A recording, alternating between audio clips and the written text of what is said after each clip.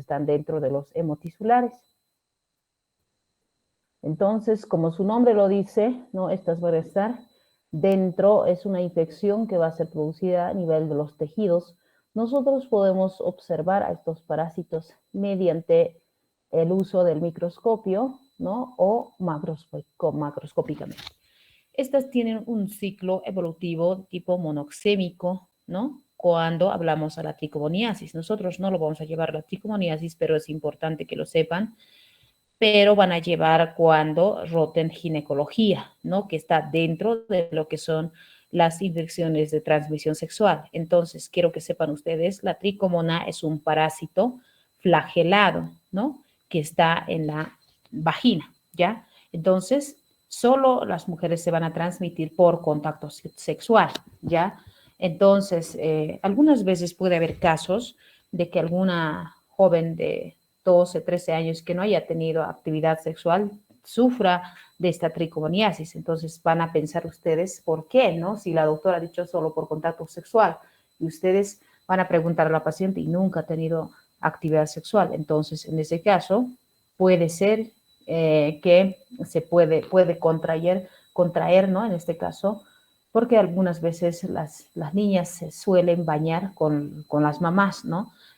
O con alguna persona mayor que haya tenido actividad sexual en una tina, ¿no? Entonces, en las tinas puede ser que no mueran estos parásitos. Como les decía, ya el cloro no puede eliminarlo al parásito, ¿no? Entonces, por eso es importante que sepan para dar tratamientos también. Cuando los pacientes vienen con leucorreas, ¿no? La característica de la leucorrea o de la secreción, ¿cómo les va a decir la paciente que tienen regla blanca, secreciones por ahí abajo? ¿A qué se parece? Ustedes tienen que preguntar, les va a decir, cuando hablamos de la tricomoniasis, a la leche condensada, ¿no? Todos conocen la leche condensada y esa similitud tiene, ¿no? Y puede ser, tiene mal olor, tal vez le produce prurito, ¿no? Y después, tanto por el rascado, la escoria, uno lo va escoriando y va después cuando va al baño, hace lo que es, va a orinar y le produce dolor, ¿no? Porque lo ha escoriado, es ácido la orina, ¿no? Entonces, ahí nos podemos dar cuenta. Eso puede ser motivo de consulta. Y cuando hacemos examen físico, nosotros, paciente que no haya tenido actividad sexual, una niña, por ejemplo, o cualquier edad, no se sabe a qué edad pueden tener el inicio de la actividad sexual, entonces, en ese caso, solo tienen que ponerse guantes siempre para poder explorar y deprimir el perineo, ¿no? Obviamente el paciente va a estar en bata y en decúbito dorsal, ¿no? Solo deprimen el perineo y ahí pueden observar si es cierto lo que el paciente les dice o qué características tiene la secreción que tiene. Todas las mujeres, de acuerdo al ciclo, ustedes en fisiología deben estar llevando, de acuerdo al tiempo de ovulación, ¿no? De acuerdo a las secreciones de las hormonas, la LH, la FSH, tienen cambia el aspecto de la secreción, ¿no? Entonces, todas las mujeres que hayan tenido actividad sexual tienen una secreción blanca, pero no tiene mal olor, no produce ninguna molestia, ¿no? Entonces eso también tienen que ver ustedes, ¿ya? Entonces hacemos el Papa Nicolau, ¿no? Con el Papa Nicolau nosotros podemos saber si está producida esa leucorrea por algún parásito, por algún hongo, ¿no? O por alguna, por ejemplo, un virus, puede ser, ¿no? Bacteria, etcétera. Por ejemplo, cuando es producido por por un hongo, la característica de la secreción es diferente, es parecido a la leche cortada o puede ser como el requesón, ¿no? Así pegajoso. Imagínense el requesón, ¿no? Igualito viene por la vagina, entonces está sufriendo una candidiasis, ¿no? Que es un hongo. Entonces, es importante estas características para poder dar el tratamiento, ¿ya? Entonces, como les decía, en la tricomoniasis es más, ustedes deprimen el perine y ven una secreción como leche condensada, ¿no? Puede ser verdosa, ¿sí? Y pues agarran lo que es el espéculo, si el paciente ya ha iniciado la actividad sexual y hacen un papá Nicolau, o pueden hacer cultivo o hisopeado también de la secreción para determinar la etiología, ¿no? Y cuando colocan, por ejemplo, el espéculo, pueden ver a nivel, tienen que localizar el cuello, ¿no? Con ese material que es el espéculo. Entonces, ahí van a ver el cuello o el cervix en fresa, ¿no? Y ahí ya por clínica ya sabemos que es eh, tricomoniasis, pero quieren los pacientes ver, ¿no? Si dice ahí tricomoniasis o no. Entonces, donde dice tricomoniasis va a estar rayada, no va a estar tiqueada, y le dicen, ustedes ve el paciente y le explican, esa es la característica de tricomoniasis. ¿Ves que hemos visto? Le dije que podría ser tricomoniasis, pero ahora está con certeza, le puedo decir que es producida por una tricomona y esta es de transmisión sexual, le van a decir, ¿no? Entonces, de esa manera podemos diagnosticar. Cuando les pregunte en gineco, ¿no? Si la tricomona es un parásito, espero que ustedes respondan si es un parásito, ¿no? Entonces, también a nivel de la vagina, en el aparato reproductor femenino, podemos encontrar, ¿no? En la vagina, la tricomona. Entonces, la tricomona es un parásito, es un protozoo flagelado que solo da sintomatología en las mujeres. ¿No? Cuando vean así tricomona por el reporte de laboratorio, tienen que dar tratamiento a la pareja. Si le dan solo a la mujer, después va a repetirse, ¿no? Otra vez se repite, se repite. Entonces, no saben el ciclo biológico de ese parásito o no saben qué es la tricomona, si es parásito o hongo. Entonces, por eso hay recurrencias de las tricomoniasis, nunca se trata. No le dan antibiótico, no va a mejorar, pues antibiótico, hasta le van a inyectar penicilina, no va a mejorar porque es un parásito, no le hace nada. ¿No? Entonces va a estar con más fortaleza, va a estar viviendo ahí abajo. ¿No? Y ustedes, todos los de este semestre, ya saben que puede ser producida por tricomona, entonces le van a dar metronidazol en óvulos, tanto a la pareja, ¿no? A una pareja, al varón y a la mujer. Porque en el varón pueden revisar y no tiene nada en el pene, está todo limpio, ¿no? Entonces, en la mujer nomás tiene, entonces está, a veces los varones suelen culparle a la señora, ella, ¿dónde se habrá ido a meter, ¿no?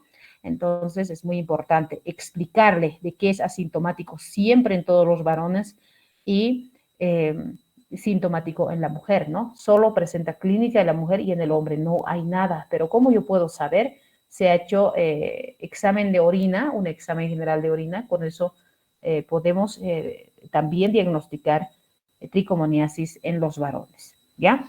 Entonces, ¿cuál es el mecanismo de estos hemohistoparásitos? Es hemotisulares, ¿no? Me estaba equivocando. Eso es lo correcto de decir. De los hemotisulares, más que todos, el mecanismo de acción es mecánico, ¿no? Predominantemente mecánico, ¿no? Por ejemplo, recién vamos a llevar la cisticercosis, es producida por el consumo de carne como el del cerdo, ¿no? La tenia solio. Entonces, ahí va a dar la cisticercosis, se va generalmente al cerebro, le gusta el cerebro, y en el cerebro nos va a producir neurocisticercosis. Se puede ir al ojo también o al músculo esquelético, etcétera. La hidatidosis también vamos a llevar recién, ¿no? En las siguientes clases. El Echinococcus granulosus se va al hígado, al pulmón, a los riñones. En la fasciolosis hepática, ¿no? Es producida por la fasciola hepática, se va a ir al hígado. Las esquistosomiasis también vamos a llevar. Fasciolosis, creo que no llevamos. Ya les he dicho, es más prevalente en Bolivia, le sigue el Perú, etcétera, ¿no? Entonces, por ejemplo, en las esquistosomiasis, si lo llevamos más que todo, mira, por ejemplo, por eso es importante pedir las tomas de muestras, ¿no? Podemos, con un simple examen de orina, podemos pillar a este parásito, ¿ya? En la triquinosis, más que todo, esta es producida por la trichinella spiralis, ¿no? Que va a estar en los tejidos musculares del cerdo, ¿no? Las larvas migrans, como dice, se va, cuando vemos nosotros larvas gusanos a nivel de lo que es la piel, vamos a decir larva migrans, ¿no? Las filariasis que lo llevamos también se va a los ojos, al sistema linfático, con más frecuencia tenemos la causa de la elefantiasis, ¿no? El oncocerca, vólvulos, etcétera. Las tricomonas, ¿no? Como les decía, vamos a encontrar en el aparato genital femenino. También en el varón, en la uretra, ¿no? Toxoplasmosis está en la sangre, se va al cerebro, produce cuando hablamos de la tetrada de Sabin, ¿no? En el cerebro va a producir lo que es las calcificaciones cerebrales o intracerebrales, en los ojos las coroidorretinitis, ¿no? En la tripanosomiasis americana, ¿no? O tripanosomiasis americana o la enfermedad de Chagas, ¿no? Está en la sangre igual circulando los hemoflagelados, los parásitos, los protozoos flagelados o intracelulares que les decía, se van a ir al corazón y producir una cardiopatía chagásica, una cardiopatía crónica, ¿no? Causada por el trypanosoma cruzi. Se puede ir al intestino, producirnos los megaesófagos, ¿no? O se puede ir a megacolon, ¿no? Que nos va a producir. La malaria, que es producida también por un vector, ¿no? La tripanosomiasis, la malaria son producidas por vectores, también las filarias también es producida por un vector. Estas, por ejemplo, las malarias por el mosquito anófeles, ¿no? Se va a ir al hígado, ¿no? Sangre, ¿no? Y exactamente en el glóbulo rojo. En las leishmaniasis, ¿no? Va a afectar a nivel de la piel, ¿no? A nivel cutáneo. Entonces, acá, por ejemplo, cuando hablamos de la cisticercosis, así vamos a ver los quistes en una tomografía. Por la piel, les decía, en la leishmaniasis, una lesión cutánea, ¿no? De bordes solo levantados, ¿no? Con tejido de granulación, fondo limpio, indoloro, ¿no? Puede ser múltiples o solo única lesión de tipo crateriforme. Esta es una hidatidosis, les mostraba anterior clase de práctica, ¿no? El quiste estaba encerrado, ¿no? Y ahora lo hemos partido. Les decía que tienen varias quistes hijas y ahí están, ¿no? Los quistes hijas de todo tamaño. Entonces, es cuidar esto, les decía, no es bueno que si el paciente sufre de quiste hidatidico, si tiene un accidente automovilístico, puede morir por reacción anafiláctica, ¿no? Por un shock anafiláctico. Les recalco, la parasitología se clasifica en helmintos, protozoos y artrópodos. Dentro de los helmintos están los gusanos, ¿no? Helmintos quiere decir gusanos. Estas pueden ser gusanos planos, platelmintos, pueden ser segmentados como las tenias, ¿no? Que, por ejemplo, la cisticercosis, cuando hablamos de hemotisulares, ¿no? Que es producida por la tenia solium, las hidatidosis, que es producida por el Echinococcus granulosus, y esos son estos, es decir, gusanos cintados, ¿no? Segmentados. Sin embargo, el tremátodo es un gusano plano, ¿no? Pequeño, parecido a las duelas, ¿no? Tenemos a la fasciolosis, la fasciola hepática, a las esquistosomiasis, ¿ya? Y dentro de estos gusanos helmintos tenemos a los nemátodos, que son gusanos cilíndricos, ¿no? Tubulares, con sexos diferenciados.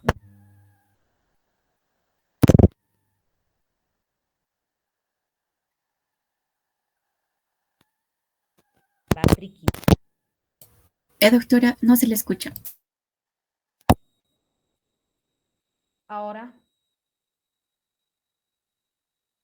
Un poco mejor. Ahora sí. Ya, si hay alguna imperfección, avisen.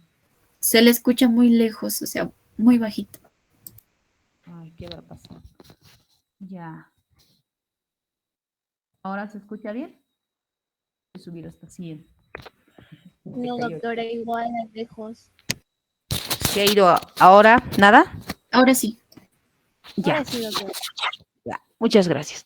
Entonces, como les decía, los helmintos se van a subdividir en gusanos planos y gusanos cilíndricos, ¿no? Tubulares. Dentro de los artrópodos, a lo que engloba lo que es los hemotisulares, tenemos las tricomoniasis, ¿no? Producida por la tricomona, la toxoplasmosis producida por el toxoplasma gondii. La malaria, tenemos varias especies de plasmodium, ¿no? El ovale, falciparum, malariae, ¿no? La malariae, por ejemplo, los produce lo que se conoce la fiebre cuartana o terciana cuartana, lo dicen, ¿no? La falciparum es el más grave, es mortal, ¿no? Si no lo tratamos porque va a fallecer el paciente por fallas multiorgánicas que les decía. Y también se conoce como terciana negra, ¿no? O paludismo negro, ¿ya? Entonces, el malariae como coartada, les dije, ¿no? Entonces, por esas especies. de Plasmodium nos va a producir. En las tripanosomiasis es transmitida también por un vector, ¿no? Es un protozoo, como pueden ver, intracelular obligatorio, transmitida por el vector por el triatomino infestans, ¿no? Así se llama la vinchuca, y o chincha besucona, barbeirus, cualquiera de esos, ¿no?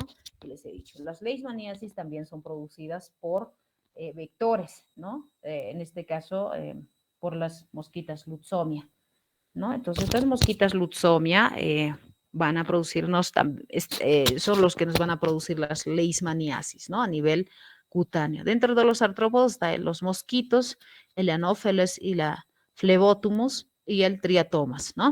La vinchuca. Entonces es muy importante tomar en cuenta para hablar de estos parásitos hemotisulares, ¿no? Los factores de riesgo.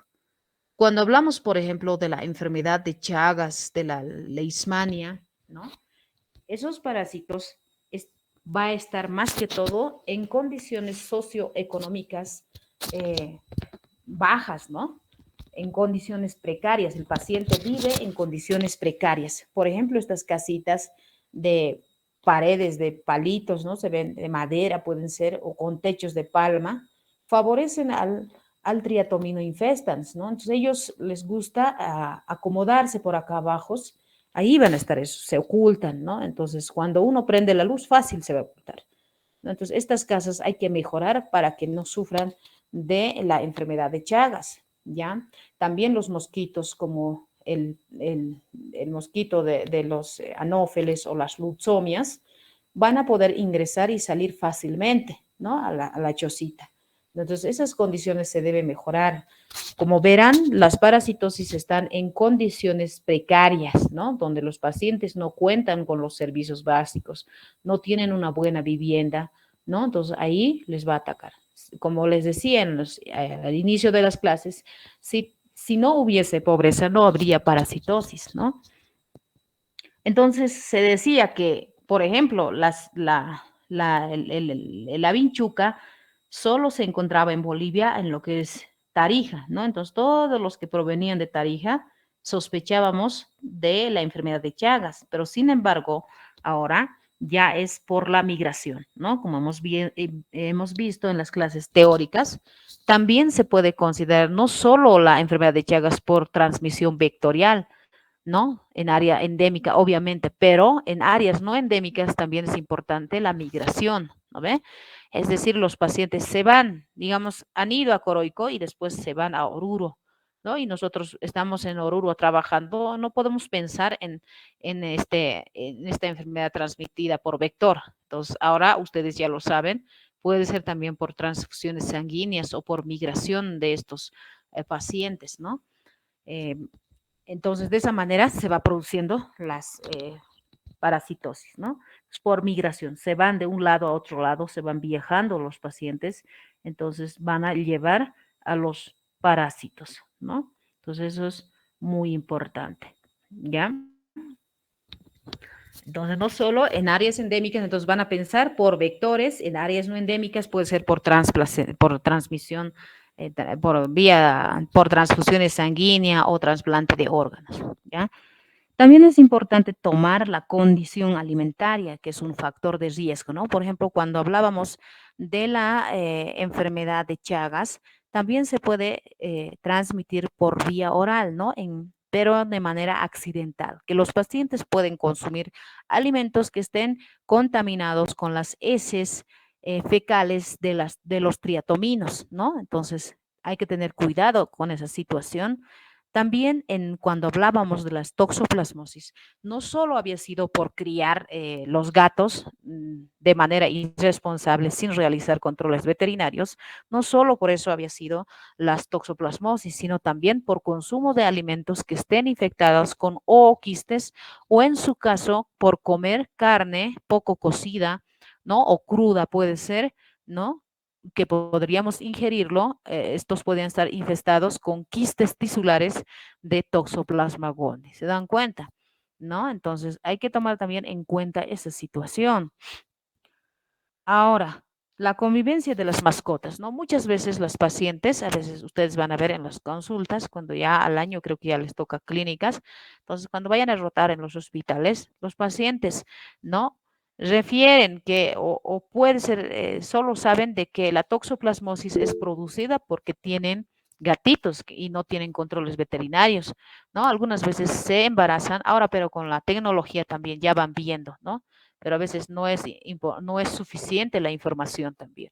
Entonces, a veces se deshacen del gatito y le botan a la calle o le mandan al vecino, lo van regalando o hacen algo, ¿no? Entonces, ahora ustedes van a explicar de que la toxoplasmosis no es solo por criar gatos, ¿no? Hemos dicho que en el primer trimestre del embarazo, si es que ocurriera, produce abortos y a veces tienen los esposos que les encanta el gato, tienen unos 4 gatos y está embarazada la esposa y lo pierde el bebé, ¿no? Y se enteran las señoras y por tu culpa le dicen al esposo, ¿no? A ti te gusta el gato y por eso mi bebé está muriendo, ¿no? Entonces ustedes van a explicar que no es por eso, sino es por ingestión de quistes puede ser en el alimento, en el agua, hasta en la leche, ¿no? O puede ser laboratorista y de esa manera también puede ingresar por la mucosa, les dije, ¿no? Entonces es muy importante. También cuando hablábamos de las leishmanias, igual pueden estar en los perros, ¿no? En la Trypanosoma cruzi y también en la enfermedad de Chagas. Los perros son como huéspedes intermediarios, ¿no? Entonces, un perro que esté infectado de estas patologías, de estas parasitosis, el mosquito pica así, ¿no? Es decir, de manera accidental, digamos, se alimenta, porque todas las hembras de la vinchuca, por ejemplo, se alimentan de sangre para poder desarrollar sus huevos, les decía, ¿no? Entonces, también estos perros callejeros sufren de leishmania. Ustedes van a ver los perritos, ¿no? Tal vez se viajan a algunos lugares tropicales, todo lo que es su chuñito, yo digo, toda la parte negra de su hocico, de su nariz, ¿no? Está todo perdido, ¿no? Todo perdido, mutilado. Entonces van a pensar en leishmaniasis. Si ese perro lo van a arrastrar al veterinario y va a salir positivo para leishmania. Sería bueno que se trate también, pero sin embargo, a veces no tiene dueño y nadie quiere hacerse cargo, entonces lo eliminan al perro, ¿no? Para que no se vaya a diseminar la parasitosis. También los cambios climáticos también están afectando porque ustedes verán, ¿no? Estas épocas debería estar lloviendo, pero sin embargo no está lloviendo. Hay algunos departamentos que están sufriendo las sequías, ¿no? Y otros países también. Entonces se está alargando sin llover, ¿no? Todo el tiempo está alargándose, entonces esos también facilitan a ciertos parásitos para que vayan para que o sea, les ayuda en el ciclo evolutivo, ¿no? Entonces todas esas situaciones son factores de riesgo para infestarnos de estos parásitos hemotisulares. ¿Cuáles van a ser las vías de infección o mecanismos de ingreso a nuestro organismo? ¿No? Por ejemplo, por la vía oral. Ya les decía, por ingerir quistes pueden ser o las formas inmaduras de esos parásitos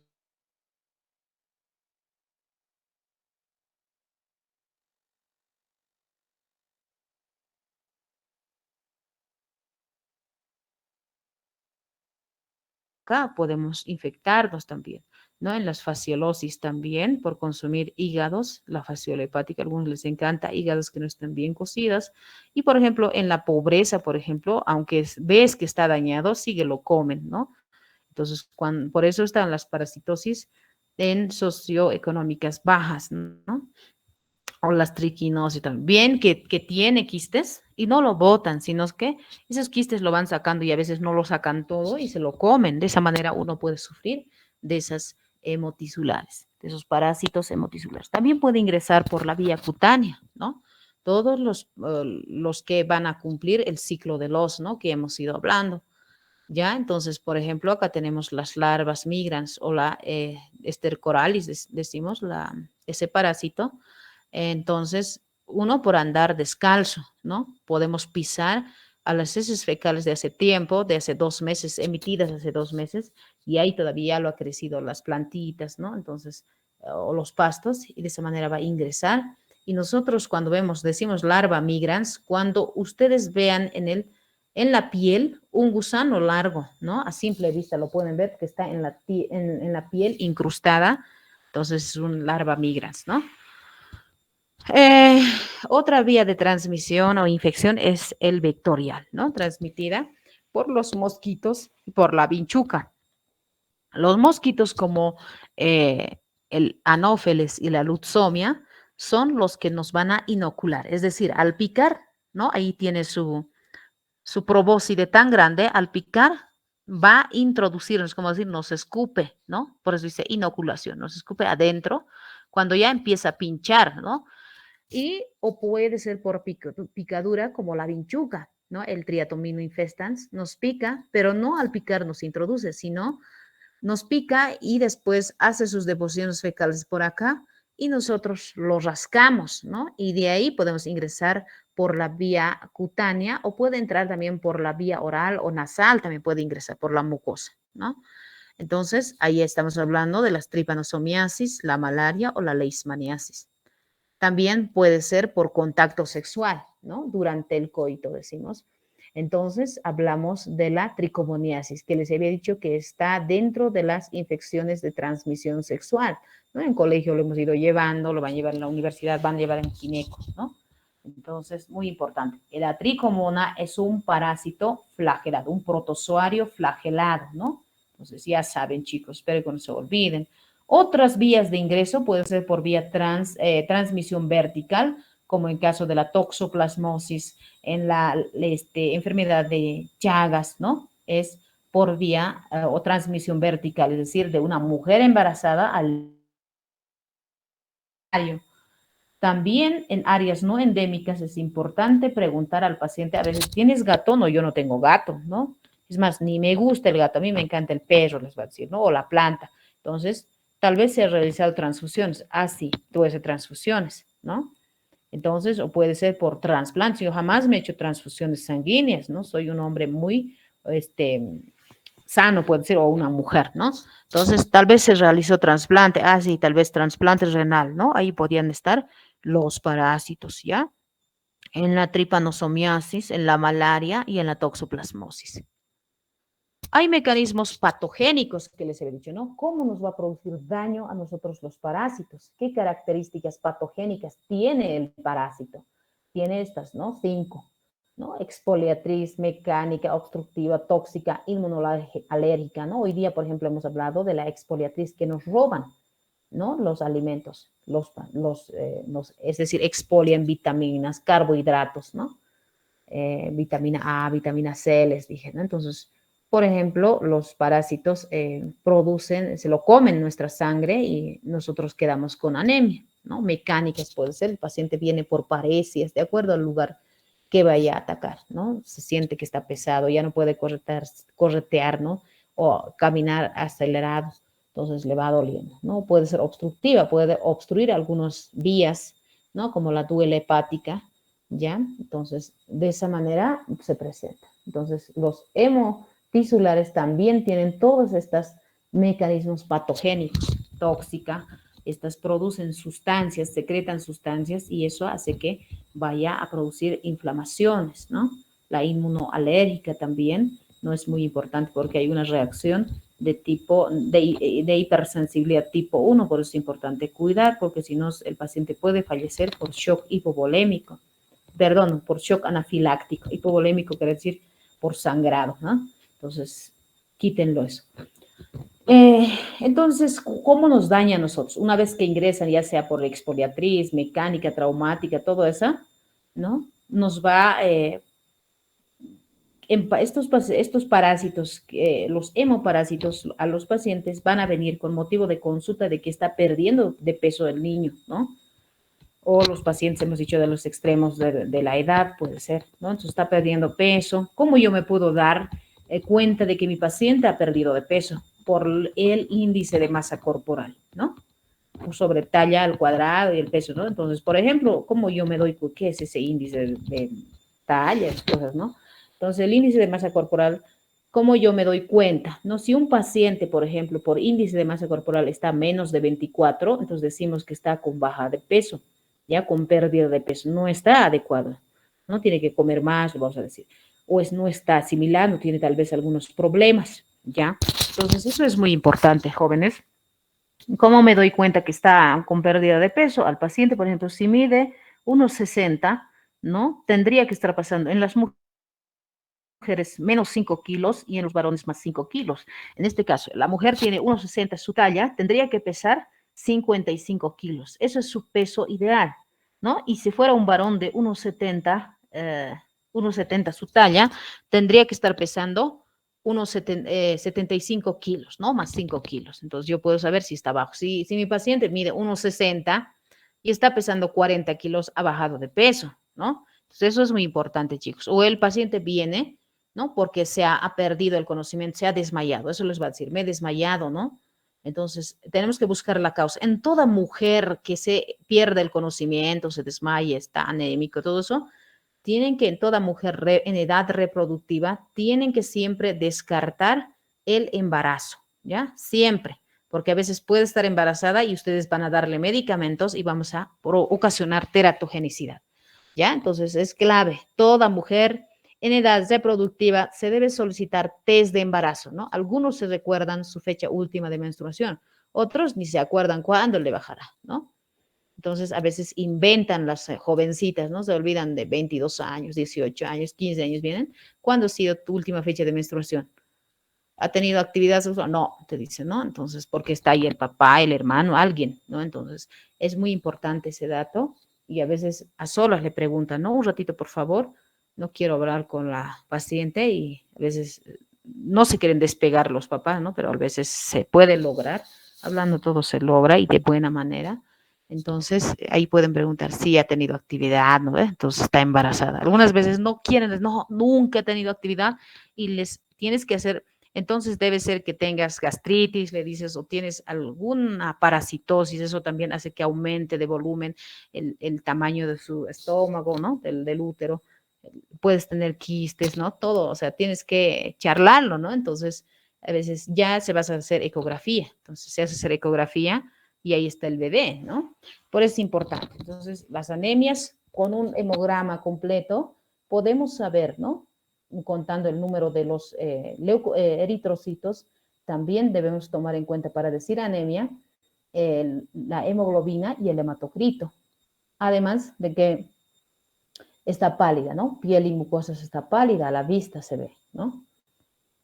Entonces, o puede estar con anorexia, ya no quiere comer, ¿no? Entonces, es muy importante. Tal vez puede tener alzas térmicas y hay que buscar la causa de las alzas térmicas. ¿Por qué sucede?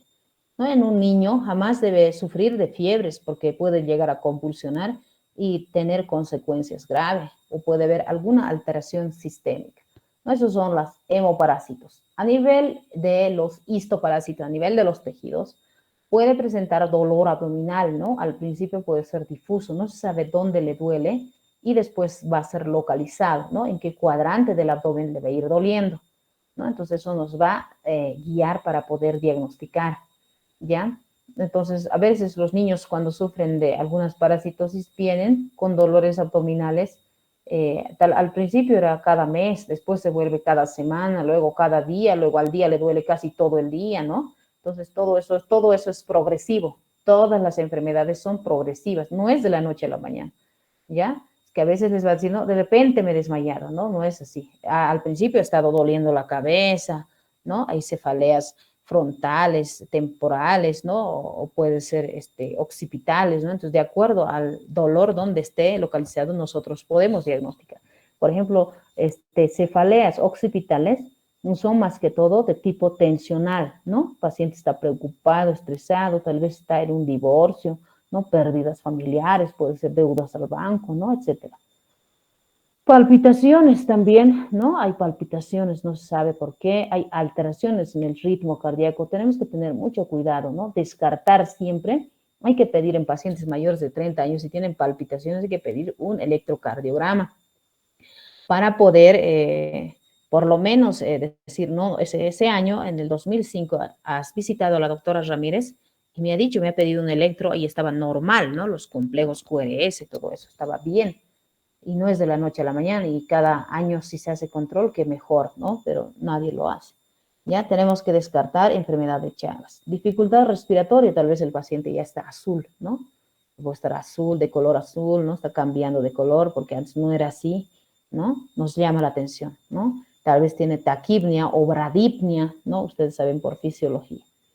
Síntomas neurológicos, ¿no? De acuerdo estos para, por ejemplo, la cisticercosis, de acuerdo al lugar donde le llegue, donde se habite, digamos, el parásito, donde esté el quiste, va a producir lo que son las molestias, ¿no? Si está al nivel, por ejemplo, el área 17 de Brodmann puede producir, por ejemplo, disminución de la agudeza visual, ¿no? Convulsiones tónico-clónicas, ¿no? Entonces, es muy importante, ¿ya? O produce la neurocisticercosis, síndromes de tipo tumoral, ¿no? Entonces, como verán, viendo la clínica, nosotros podemos diagnosticar, ¿no? Por la clínica, el laboratorio, hasta apoyos imagenológicos o laboratorios de apoyo podemos utilizar, ¿no? En este caso, la radiografía, ecografía, una tomografía, les dije, ¿no? Entonces, la clínica es muy importante de acuerdo a la sintomatología, ¿no? Por ejemplo, digestiva, mucho depende de la intensidad de los parásitos, de la cantidad de la parasitemia, ¿no? Entonces, podemos solicitar, hemos avanzado, toma de muestras, yo solicito sangre, ¿por qué? Porque estoy buscando al parásito Plasmodium en la forma aguda, encuentro realizando, no solo un frotis sanguíneo, ustedes dicen, favor, realizar frotis sanguíneo, diagnóstico o impresión diagnóstica, enfermedad de Chagas o malaria pueden poner, ¿no? Entonces, con más seguridad van a ir estudiándolo, ¿no? A nivel de los glóbulos rojos para encontrar en el paludismo, por ejemplo, la causa, ¿no? Podemos solicitar en sangre también gota gruesa, nos sirve para malaria, ¿no? Podemos hacer observación en fresco en la sangre, ¿no? Podemos observar la sangre en fresco con el microscopio en caso de tripomastigoto, ¿no? O las microfilarias también nos sirven.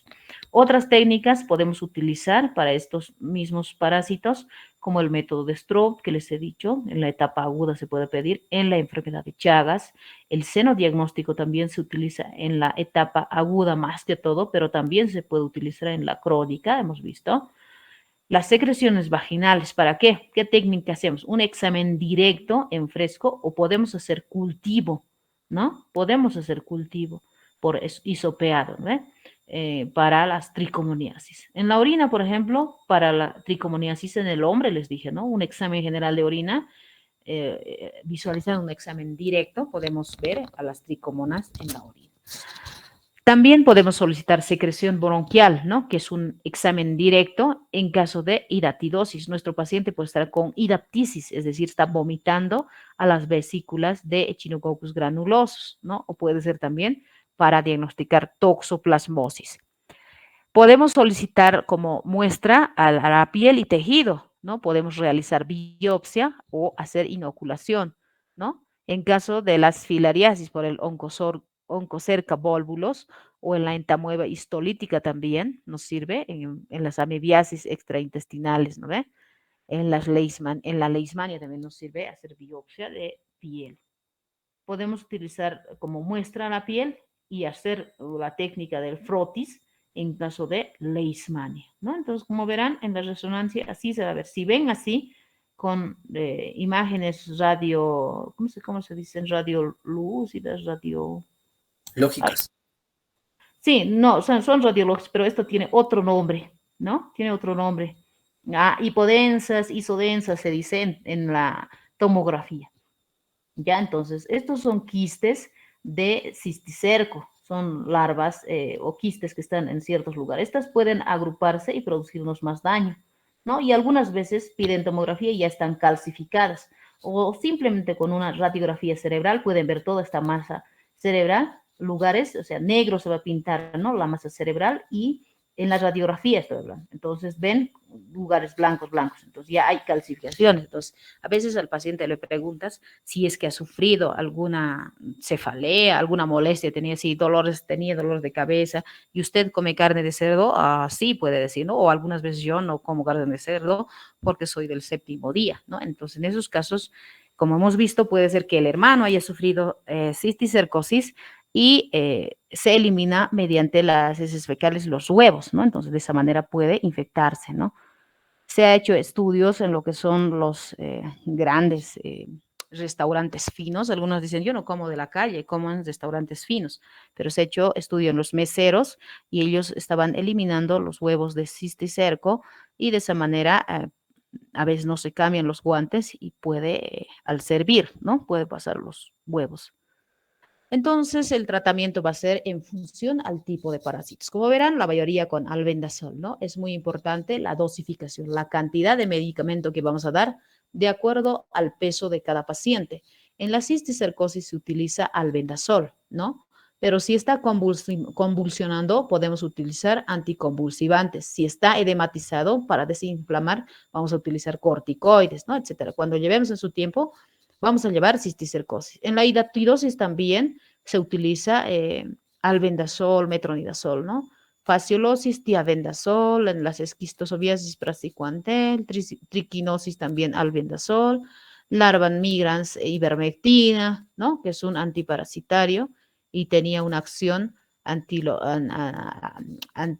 lo que es anti el COVID-19, no se podía dar tratamiento. En las filariasis utilizamos albendazol, ivermectina. Entonces, en las parasitosis ustedes tienen que aprender el mecanismo de acción de estos medicamentos, ¿no? Entonces va a ser más fácil cuando ustedes lleven fármaco. En las tricomoniasis es muy importante, ¿no? El tratamiento con metronidazol en óvulos. Cada noche tienen que darle a la misma hora antes de dormir, ¿no? Previo lavado o aseo a nivel vaginal, tienen que decirlo, ¿no? Se pueden lavar con agüita de manzanilla o agua tibia, ¿no? A veces también se hacen quemar. Todo eso se debe explicar de acuerdo al nivel de estudio que tenga cada paciente, ¿no? Si es, por eso cuando hacen ustedes historia clínica, ahí preguntan, ¿no? Si ha ido a la secundaria o ha ido a nivel licenciatura, ¿no? O no ha ido al colegio, ¿no? Entonces, es muy importante ese dato. Entonces, tienen que explicar, porque a veces, ¿por qué les digo esto? Le dicen al paciente, le dan óvulos y los pacientes empiezan a, tal vez, siempre las mujeres tenemos cosas que hacer, ¿no? Nunca las mujeres están cansadas, eso se dice. Entonces, llegan del trabajo, igual están trapeando, están lavando los trastes, ¿no? Y si ya se habían colocado a las 7 el óvulo. Entonces, una arquitecta nada sabe de lo que es salud, ¿no? Es más, ni quiere saber.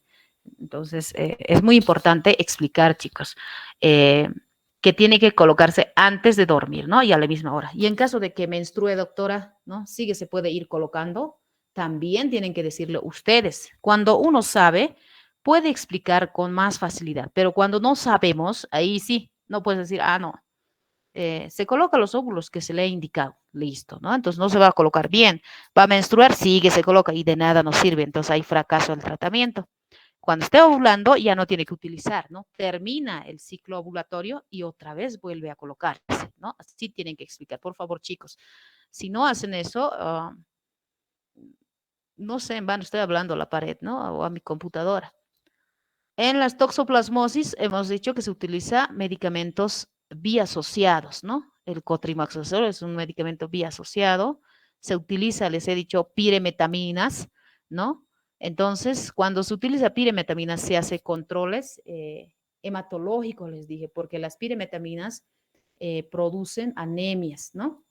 Entonces, por eso hay que hacer controles con hemograma, ¿no? Si es que ves que está bajando mucho su eritrocito, hemoglobina, hematocrito, entonces tenemos que suspenderle los medicamentos y utilizar o asociar ahí el ácido fólico, ¿no? En las tripanosomiasis, el benznidazol, que se utiliza por 60 días, ya les he explicado. En la malaria, la cloroquina, este dato también muy importante. Hay una planta que es la quinina, que lo llaman, de eso está hecho la cloroquina. Entonces, en áreas endémicas, los pacientes ya vienen, tengo malaria, les va a decir, o tengo paludismo, ¿no? Entonces, ustedes le van a decir, le estoy dando este medicamento, ¿no? Son esquemas de tratamiento que hay, ¿ya? Entonces, no, en ese momento usted no debería de tomar plantas, nada, ¿no? Porque va a contrarrestar o si no le puede producir efectos adversos graves, ¿no? Porque esto hay que controlar, les dije, a los pacientes, por ejemplo, la función renal, hepática, porque a ese nivel se absorbe. Imagínense que se tome los mates de esas hojas de quínamas, va a ser peor, ¿no? Va a quedar más ciego, más dañado su riñón y les va a culpar a ustedes.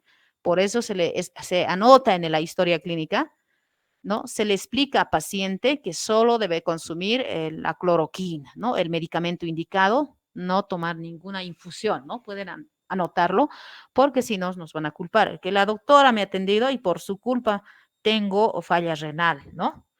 Así nos va a decir. Entonces, por eso es importante explicarlos. Déanse tiempito, por eso les digo, sean los mejores especialistas, subespecialistas, pero tengan calidad humana. ¿De qué sirve si no tienen calidad humana? En vano, ¿no? Ni los pacientes se van a acercar, los hospitales están vacíos, ¿no? Solo buscan al que explica más. Así es. Vamos a buscar a la doctora Rimachi, tal vez van a decir, solo a ella la van a buscar. Y ese día, digamos, está haciendo turno el jueves y todos los jueves va a ser lleno. Y para el día lunes vacío, ¿no? Así pasa. Y a la fuerza se van distribuyendo los pacientes para que no vea tanta montonera, ¿no? Entonces, es muy importante, chicos, explicar, atiendan a los pacientes como si fueran sus familiares, su hermana, su mamá, ¿no? Alguien. O como a ustedes les gustaría que les atiendan, ¿no? Por eso yo les estoy explicando cómo a mí me hubiese gustado que me explicaran. Listo. Entonces, ¿cómo vamos a prevenir? ¿No? Mediante el uso de calzado, si en caso los parásitos ingresan por la vía cutánea, ¿no? Evitar el contacto con la tierra, ¿no? Si es que si los parásitos están en la tierra, como en la Toxoplasma gondii, por limpiar areneros, nosotros podemos aspirarlo a los ooquistes o podemos si no nos lavamos las manos podemos consumirlo, ¿no? O por manipular las jardineras, porque también le gusta hacer sus deposiciones fecales en las jardineras, son tierras sueltas, ¿no? Fácil de rascar. Imagínense al gato, ¿alguna vez han visto hacer su popó? De un lugar de tierra le llevan o ya no le dan el arenero y en el cemento, ¿no? Igual rasca, se gasta su uñita, ¿no? Pero ahí está expuesto, no le gusta que esté expuesto sus deposiciones fecales. Pero si hacen el cemento sus deposiciones, se muere, ¿no? Con el calor. Ahora si está en un cuarto oscuro también no tan efectivo, pero va a ser el olor es horrible, aunque coma croquetas, no huele a rosas, ¿no? Entonces hay que tener mucho cuidado, algunas veces como tienen todo el patio de tierra y a veces secan su ropa puede caer y de esa manera también no lo planchamos y podemos aspirarlo igual, ¿no? Es importante erradicar los vectores, ¿no? Los programas de enfermedades transmitidas por vectores fumigan, ¿no? Cada cierto tiempo en ciertas etapas, ¿no? Por eso es importante en qué etapas aparecen, por ejemplo, los anófeles, lo que es el paludismo, ¿no? Entonces, les gusta, por ejemplo, estar en aguas estancadas y cuando llueve estas llantas así, les gusta botar. Entonces, a veces hay que enterrarlos, ¿no? Para que no proliferen esos mosquitos, ¿no? Y la enfermedad también es grave, ¿no? También es importante lavado y preparado de los alimentos cuando hablábamos de las toxoplasmosis, ¿no? También en la enfermedad de la tripanosomiasis americana, ¿no? Debemos tener mucho cuidado, chicos. Espero que les haya servido de algo esta clase. Entonces, acá vamos a ir describiendo, esta es una lesión, ¿no? ¿Alguien puede decirme qué tipo de lesión es? Sin buscar sus apuntes. Leishmaniasis. Muy bien, leishmaniasis. Es una lesión de la leishmaniasis, pero ¿qué grupo son ustedes? ¿El G? Sí, doctor. Ya, Sí, ¿cómo se doctora. llamaba? ¿Cómo se llama la estudiante? Judith Judith, me va a Macedo. decir. Macedo, su apellido me van a decir, ¿no? Para poder anotarles Macedo. Macedo. Entonces, ¿ah? Macedo, ¿no? O Maldonado. Macedo Condori Judith Lucy. Ya, Macedo Condori Judith Lucy. Muy bien, es una lesión, es una lesión característica de la leishmaniasis. No pueden olvidar, ¿no? Varias veces les estoy repitiendo, por eso les he dividido en esta situación, porque he visto en las clases presenciales que no están asimilando. Entonces, por eso he agarrado hemoparásitos o hemotisulares, endoparásitos de importancia médica, si vamos a llevar a la siguiente, para poder asimilar un poco, ¿no? Por lo menos sepan de cuál es el agente etiológico. Ahí no lo encuentro, Macedo. ¿Dónde se habrá ido? ¿Alguien más puede describirlo, la lesión?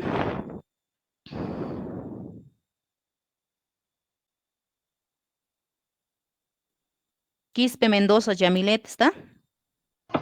Doctora, buenas tardes. Sí, doctora, es una leishmaniasis cutánea. Ya. Quispe Mendoza Yamilet, ¿no? Sí, Es doctora. una leishmaniasis cutánea. ¿Alguien más puede decir cómo es la característica de la lesión? Es un eritema, doctora. Eritema quiere decir cuando ustedes vean acá algo rojo, ¿no? Y esta no está algo rojo, ¿ya? No se van a confundir. Está bien tu participación. Doctor, es una ulceración.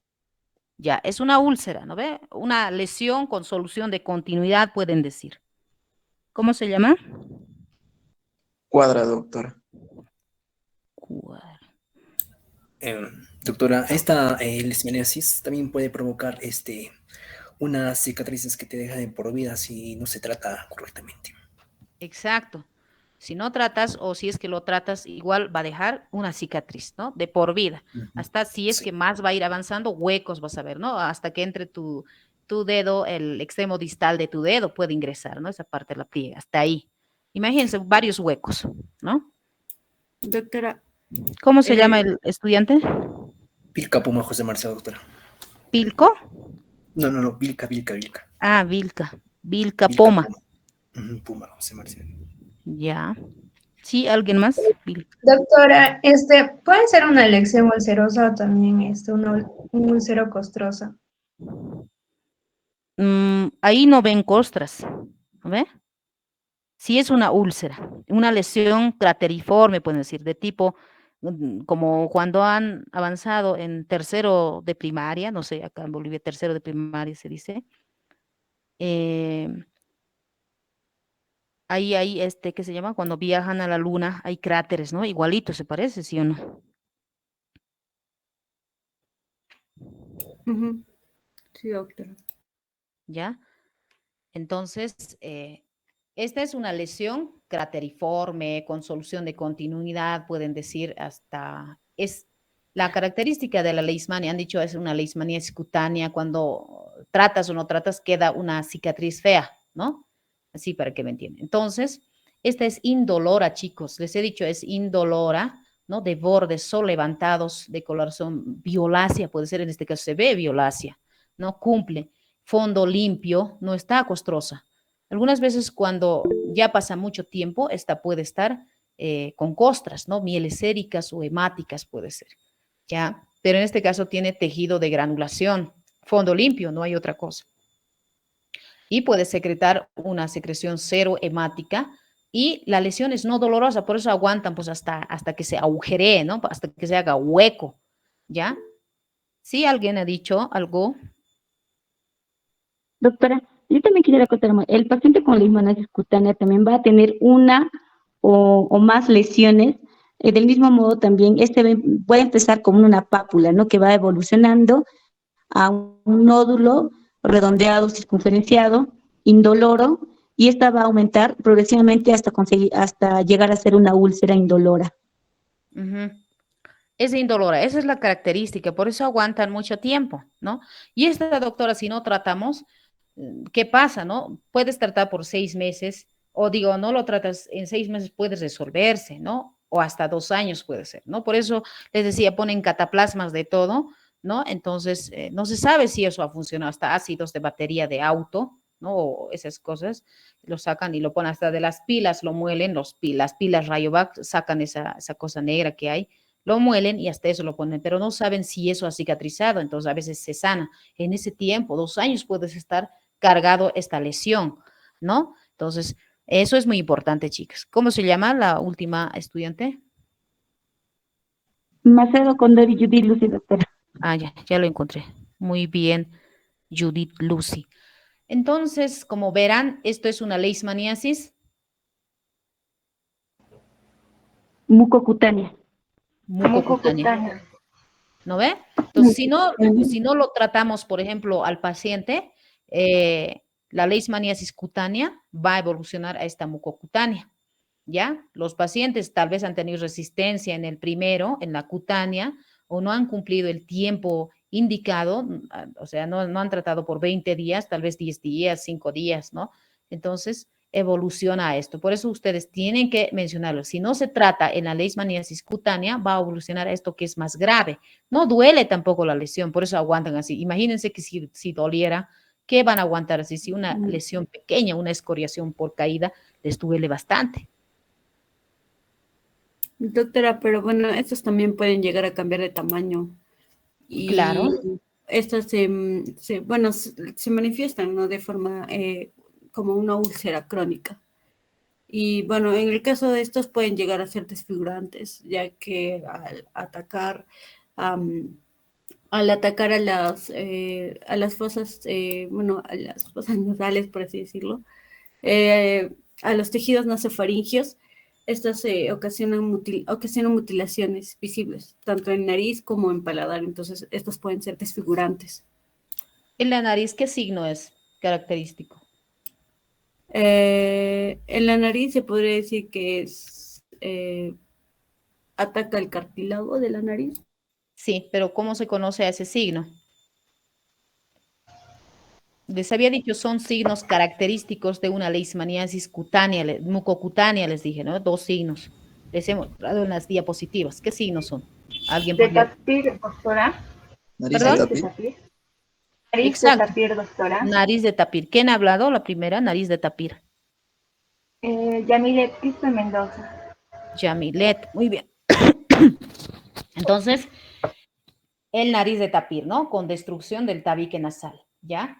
Entonces, eso es un signo, ¿no? Un signo característico de la leishmaniasis mucocutánea, porque cuando hablamos de signo, nosotros podemos ver, ¿no? Cuando hablamos de síntoma, el paciente nos va a referir. Eso tienen que tener muy claro, chicos.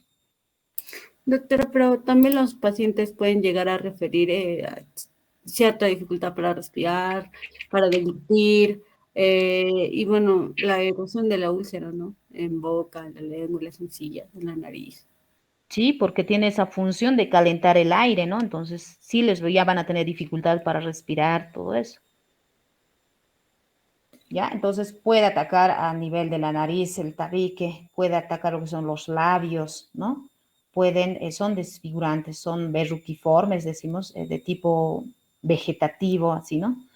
Puede atacar lo que es el paladar duro, ¿no? Produciendo lo que es el signo de Cruz de Escomen. Puede atacar algunas veces hasta la lengua, ¿no? La faringe, hasta las cuerdas tendinosas, cuerdas vocales, porque los pacientes ya pueden referir hasta al principio va a ser disfonías, luego afónicos pueden quedar, ¿no? Entonces, el causante, el vector que nos va a producir la leishmania es la Lutzomia longipalpis, les decía, ustedes tienen que verlo, es todo lleno de pelitos, ¿no? Vellos, parecían hartos pequeños pelos que tiene todo el cuerpo, ¿no? Hasta sus patitas tienen esos pelitos que diríamos. ¿Qué signo es esto, chicos? Sin ver sus ojos. Esto es de Romaña. De Romaña. Muy bien, el signo de Romaña de la enfermedad de Chagas, ¿no? Romaña Sí, masa. ¿Cómo se llama? cuadra, doctora. Muy bien, cuadra. Entonces, eso tenemos que ver. Este es el signo de Romaña masa. Cuadras. ¿Cuál sería la característica de este edema?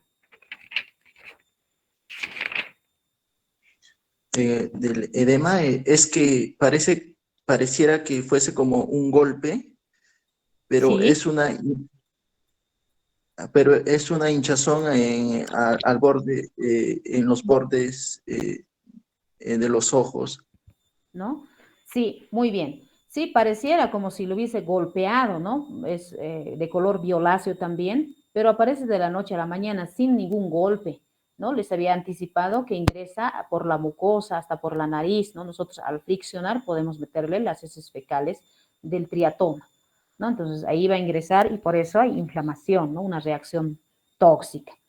Ya, entonces, este es un edema bipalpebral, van a decir, unilateral, porque no están los dos lados hinchados, ¿se dan cuenta? ¿No? Entonces, bipalpebral, unilateral, indoloro, ¿no? Que aparece de manera aguda, rápido, ¿no? Es decir, en 2 o 3 días después de que le haya picado por acá, aparece, ¿no? Nosotros podemos rascar y meterlo. A veces siempre tenemos esa manera de friccionarnos el ojo, ¿no? Cuando despertamos. Si es que yo veo algo por ahí un montón, tengo que lavarme y de esa manera no puede ingresar. O también puede ingresar por heridas, dicen, ¿no? o por alimentos, hemos dicho. Pero en este caso los hemos friccionado y de ahí. Entonces, ¿cómo me doy cuenta? Además tiene así hinchado, no va a venir, no pasa 2, 3 días, sigue, ¿no? Entonces puede tener hasta dacriorreas, ¿no? Que esté con lagrimeando, y nosotros vamos a palpar a nivel retroauricular detrás de las orejas, ¿no? Del pabellón auricular va a estar aumentado el sistema linfático, ¿no? Va a haber adenopatías, pueden palpar ustedes tamaño de una arvejita, ¿no? Alguna vez han rezado rosarios, así pueden notar, ¿no? Pero ahorita tóquense, no hay nada, ¿no? No tenemos ninguna infección. ¿Alguna vez alguien ha sufrido de lo que son las caries dentales? Y eso sí, hemos tenido las adenopatías aumentadas de tamaño, ¿no? El sistema linfático reacciona, ¿no? Para que no haya infección a todo el cuerpo. Entonces, esa es la característica. Podemos hacer diagnósticos diferenciales con las conjuntivitis, pero en las conjuntivitis, aquí así va a venir el paciente en área no endémica, entonces no van a pensar en romaña masa, ¿no? Si ven así unilateral, no le duele, rápido tienen que hacer un test rápido para enfermedad de Chagas. No vas a tardar ni 15 minutos, ¿no? Por lo menos haz test y sale negativo, perfecto, ahí le vas a dar tu gentamicina en colirio o en ungüento, ¿no? Un antibiótico. Entonces va a funcionar. Pero algunas veces en el centro van y conjuntivitis, ¿no? Le dan y no sana, ¿no? Ya pasa, después de 7 días vas a volver, le dice el paciente, y sigue con su edema, ¿no? Puede durar esto 4 semanas, 6 semanas y se desaparece, ¿no? Entonces el paciente ha sufrido, ¿no? Porque hemos dicho que es asintomático en más del 90% de los casos la enfermedad de Chagas. Y va a cursar a la larga, digamos, esta jovencita debe tener 15 años o 12 años, luego después de 30 años va a sufrir con una cardiopatía chagásica, ¿no? Se dan cuenta, es algo grave y por no hacer funcionar nuestras neuronas, ¿no? Este otro signo,